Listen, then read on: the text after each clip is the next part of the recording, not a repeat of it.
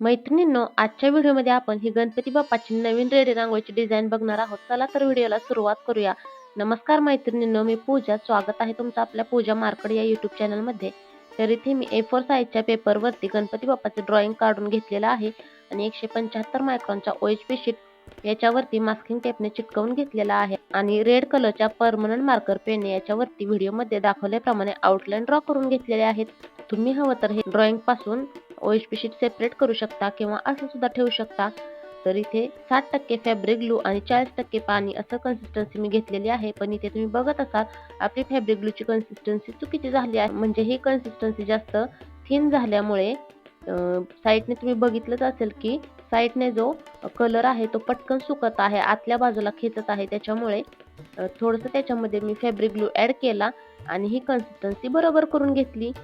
आणि मैत्रिणींनो, तुमच्याकडून सुद्धा फॅब्रिक ग्लूची कन्सिस्टन्सी चुकीची बनते का आणि बरोबर कशी करायची हे समजत नाही? काळजी करू नका, आपल्या चॅनलवरती याचा मी डिटेल व्हिडिओ बनवलेला आहे.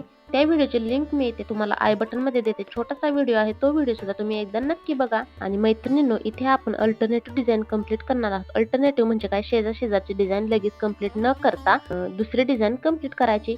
एकमेकांवरती रांगोळी ओव्हरलॅप होत नाही. तर मी मुकुटाचा पूर्ण पोर्शन एकदाच कलर करून घेतला आणि त्याच्यावरती रांगोळी चिटकवून घेतली.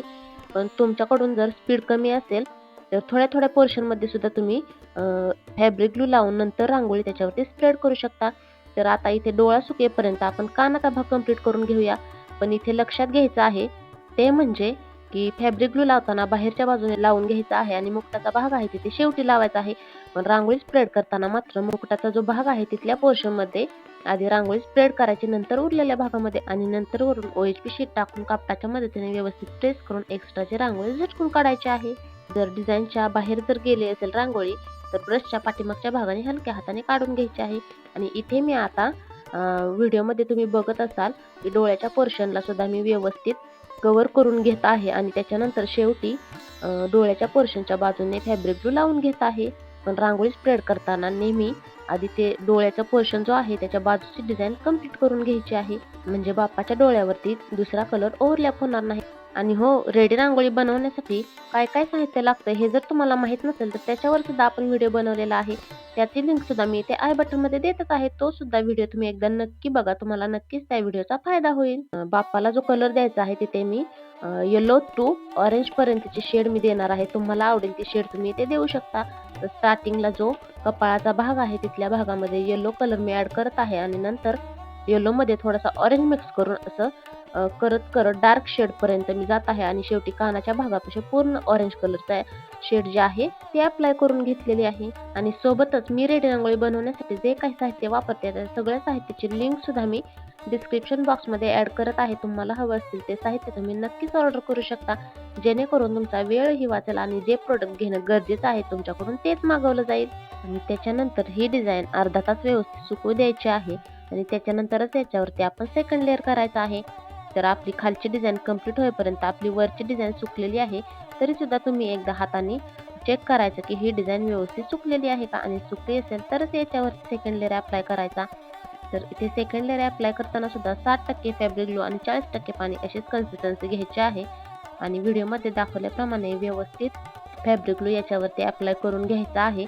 पण एक गोष्ट लक्षात ठेवायची, फॅब्रिक ग्लू लावताना ब्रश उलट्या दिशेने कधीच फिरवायचा नाही, कारण खालची रांगोळी ओली होऊन पटकन ती निघून जाऊ शकते.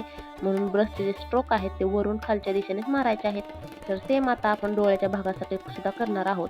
तुम्हाला जर असं पटकन करता येत नसेल तर तुम्ही आधी डोळ्याची बॉर्डर करून घेऊ शकता, नंतर डोळ्याचे जे प्युपिल आहे ते करू शकता आणि जो नंतर व्हाईट पार्ट आहे तो नंतर थोड्या वेळाने त्याच्यावरती चिटकवू शकता. आणि तुम्ही म्हणाल की गणपती बाप्पाचा व्हिडिओ तर चॅनलवरती आधीच अपलोड केलेला आहे रांगोळीचा. आणि हो, तुम्ही जर नवीन असाल चॅनलवरती तर तो व्हिडिओ सुद्धा एकदा नक्की बघा, त्याच्यामध्ये तुम्हाला वेगळ्या टिप्स बघायला मिळतील. आणि ही गणपती बाप्पाची ऑर्डर आपल्याला आपल्या रेग्युलर कस्टमरकडून आलेली आहे. हा व्हिडिओ म्हटलं तुम्हाला सुद्धा दाखवावं. आणि सोबतच तुम्हाला जर माझ्याकडून रेडी रांगोळी ऑर्डर करायची असेल तर स्क्रीनवर दिलेल्या नंबरवरती तुम्ही माझ्याशी व्हॉट्सॲपवरती नक्कीच कॉन्टॅक्ट करू शकता. आणि जर डोळ्याच्या आउटलाईनच्या बाहेर जर रांगोळी स्प्रेड झाली असेल तर ब्रशच्या पाठीमागच्या भागाने किंवा एका सुक्या ब्रशने हलक्या हाताने ती रांगोळी काढून घ्यायची आहे. सेम आता आपण दात सुद्धा कंप्लीट करून घेतलेला आहे. आणि सेम आता सेकंड लेअर करताना फॅब्रिक ग्लू लावताना बाहेरच्या बाजूने आधी लावायचा आहे आणि नंतर जो चेहऱ्याचा भाग आणि जो क्राऊनचा भाग आहे तिथल्या भागामध्ये फॅब्रिक ग्लू शेवटी लावायचा. पण रांगोळी स्प्रेड करताना आधी तिथल्या भागामध्ये स्प्रेड करायची आणि नंतर मग बाहेरच्या भागामध्ये. आणि त्याच्यानंतर एक्स्ट्राची रांगोळी व्हिडिओमध्ये दाखवल्याप्रमाणे झटकून काढायची. तर आता आपण जो गणपती बाप्पाचा चेहऱ्याचा भाग आहे तिथला भाग कंप्लीट करून घेऊया.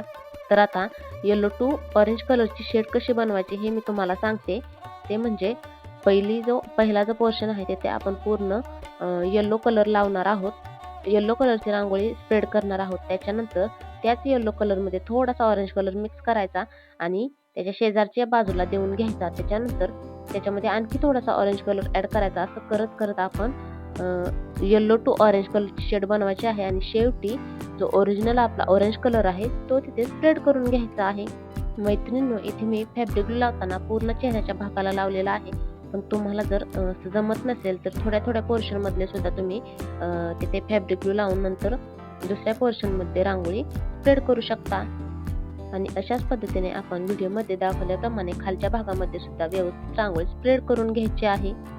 आणि त्याच्यानंतर पुन्हा एकदा अर्धा तास ही डिझाईन व्यवस्थित सुकवून द्यायची आहे.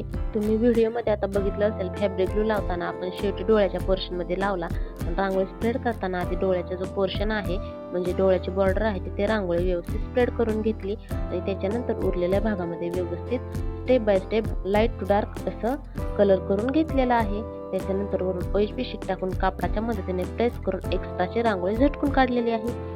तर मैत्रिणींनो, व्हिडिओमध्ये दाखवल्याप्रमाणे सुक्या ब्रशने मी जो डोळ्याचा पोर्शन आहे त्याच्यावरती ओव्हरलॅप झालेली रांगोळी काढून घेतलेली आहे. मैत्रिणींनो, तुमची पण रांगोळी कडक होते का किंवा त्याचे पॅचेस पडतात, पापुद्रे येतात का आणि ते कसं सोल्युशन त्याच्यावरती शोधायचं हे माहीत नाही. खूप साऱ्या मैत्रिणी कमेंट करत होत्या की ताई प्लीज डॅमेज झालेली रांगोळी कशी रिपेअर करायची याच्यावरती व्हिडिओ बनव. तर तो व्हिडिओ चॅनलवरती अपलोड केलेला आहे. तुम्ही जर तो व्हिडिओ बघितला नसेल तर इथे आय बटनमध्ये त्या व्हिडिओची सुद्धा मी लिंक देत आहे. तो व्हिडिओ सुद्धा तुम्ही एकदा नक्की बघा. आणि त्याच्यानंतर ही रांगोळी अर्धा तास व्यवस्थित सुकू द्यायची आहे आणि त्याच्यानंतरच याच्यावरती आपण ॲक्रेलिक कलरचा लेअर देणार आहोत. पूर्ण रांगोळीला ॲक्रेलिक कलरचा लेअर द्यायची गरज नाही. जिथे आपल्याला डल दिसते आहे रांगोळी तिथे द्यायची आहे. तर इथे मी जो ग्रीन कलरचा पार्ट आहे तिथे मी ॲक्रेलिक कलर देत आहे. सोबतच जो दात आहे आणि डोळे आहेत ते सुद्धा व्यवस्थित आखीव रेखीव करून घेत आहे, जेणेकरून आपली रांगोळी आणखी सुंदर दिसेल. आणि थोडीशी सोंडेवरती डिझाईन काढून घेत आहे. बाप्पाला जो गंध लावायचा आहे तो सुद्धा मी रेड कलरने दिलेला आहे. आणि त्याच्यानंतर कुंदन लावून झाल्यानंतर एक्स्ट्राचा जो OHP शीट आहे तो कट करून घ्यायचा आहे. तर अशा प्रकारे आपली सुंदर गणपती बाप्पाची रेड रांगोळी तयार झालेली आहे. तुम्हाला हा व्हिडिओ कसा वाटला हे कमेंट करून नक्की सांगा. व्हिडिओला लाईक आणि हाईप दोन्ही सुद्धा करा. तुमच्या मैत्रिणींसोबत सुद्धा हा व्हिडिओ नक्की शेअर करा आणि सगळ्यात महत्त्वाचं आपल्या चॅनलला सबस्क्राईब करायला विसरू नका. धन्यवाद.